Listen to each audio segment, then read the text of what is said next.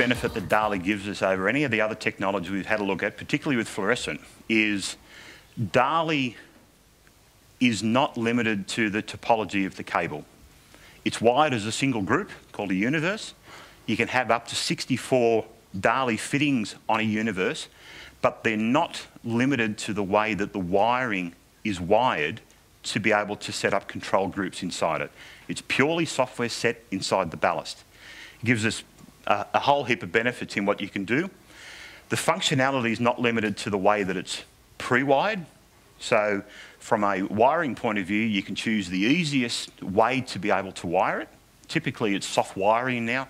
It's dearer to buy the cabling, but they're pre-fitted terminations, basically an extension lead. You put the fittings up, you run all the wiring through it.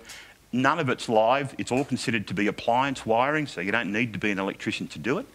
You can put it into the system and very easy, very quickly to get a solution based on the job. Then you come in to do the programming, and with the programming side of things, we've got the brand new DALI DIM, or the DIM DALI 2 programming software. JT gave this to me last night. I asked him this morning whether I could put it into the presentation, and we've gone yes.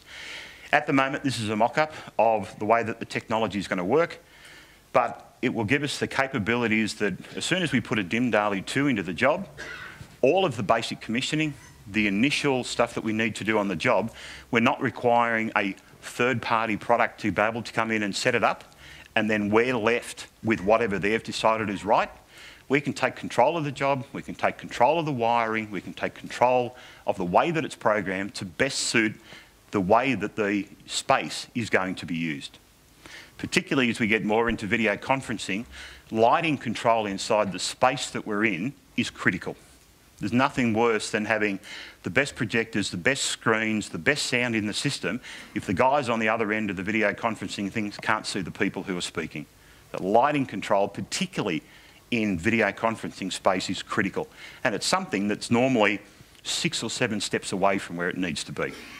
So putting a DALI solution in, using the commissioning software that will very soon be available, gives you ultimate control to be able to get the best result in the products and the ranges that we've got with the minimum environment or requirements from having to get third-party people involved in where we are. Yeah. There are. Is that part of the technology with DALI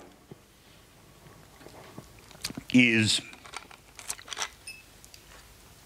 every DALI ballast has a unique address.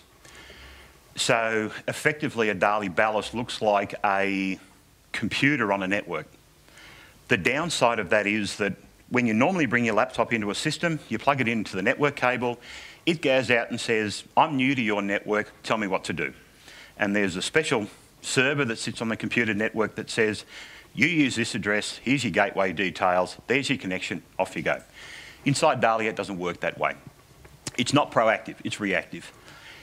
When you come up to commission a system, you need to go to the icon that's over here that says Discover, and you'll tell the controller, DIM DALI 2 in our case, to go out and scan the DALI network and find whatever fittings it finds. Now, there's 2 ways you can do it. The first option here is a go off and do it from scratch. So you'd use the first one there that says Discover as part of the initial installation in a job. If a ballast has failed, you can run the same process but say, what I want you to do now is go and look for new ballasts. So the rest of the installation stays the same, and A lamp's failed, A ballast has failed. You tell the software to go out and look for new ones, and it'll say, yep, I found some new ones, what do you want to do? Now, the typical side, the way that most of the software works is you've got an opportunity to be able to program a new ballast to look exactly the same as what the old one did on the system. So, yes, management of DALI is a problem. Software gets better the whole time to be able to look at it. When you first put a DALI ballast into the system, it sits there and it says, tell me what to do. If nobody tells it what to do, typically it looks like a standard ballast. You give it power, it turns on. If you don't tell it to turn off, it'll stay on. So you put a new light in the boardroom, the ballast has failed, fittings failed, they've changed the whole thing. They come in, turn all the rest of the lights off in the room, one light stays on. It needs to be, and the terminology is addressed into the system. So you tell the controller to go out and find it, give it the details that the old one was, write it back out into the ballast, and then as far as everything else in the system is concerned, the new ballast looks exactly the same as the old one, and we go off and everything else is good. But yes, managing daily ballast and particular failures is something that needs to be done. As an aside from that,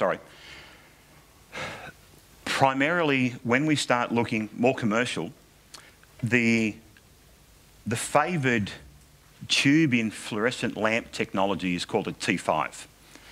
T5s have been around for 7, maybe 8 years. They were designed with two things in plan. The first thing that they wanted was a far smaller form factor on the tube itself. So a T5 tube is only about 12 or 13 mil in diameter, where the other ones used to be closer to 20, maybe 22 mil. But the main reason for using T5 technology is that when you dim it, you get very little colour shift. So if you've got a particular colour of lamp, typically they're warm or cold, when you dim them, the colour rendering, or CRI that they're talking about, doesn't change. So you can have less light output, less energy being used, with no discernible colour shift inside the technology. The downside of using T5s are, and all of the tube manufacturers universally say, that they have to be run at 100% as a burn-in time before they can be dimmed. As the first part of a job, typically that's not a problem because the sparkies are going to put the lights in the things, you power them up and they become the lights they're going to use as part of the installation. How you manage that if you have to replace tubes or somebody has to replace tubes after the fact, personally I believe that it needs to be managed off-site. So you have a collection of managed tubes, not necessarily going to be done from the AV integrators, but it's certainly something that needs to be brought up with the facility managers in the job.